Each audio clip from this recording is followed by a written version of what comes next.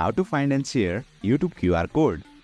Hey there, welcome to Insightful Tutorials. YouTube just rolled out a new update where creators can now share their channel using a QR code. If you are having trouble finding your channel's QR code, I have got you covered. Without further ado, let's get started. Open YouTube on your device, tap on the circle with your profile picture at the bottom, then tap on your channel name. Your channel page will open up. Tap on the three vertical dots at the top. A menu will appear. Tap share.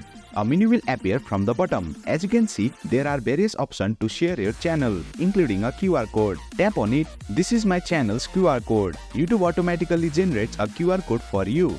If you are on this page, you have probably found your YouTube QR code. There are two ways to share this QR code, and that is either online or offline.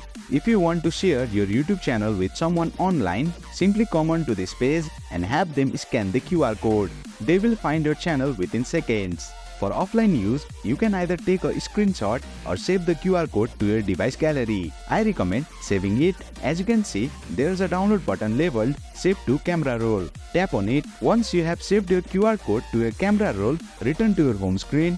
Open any scanner app. Tap on the gallery icon. Now select the YouTube QR code you just downloaded to camera roll.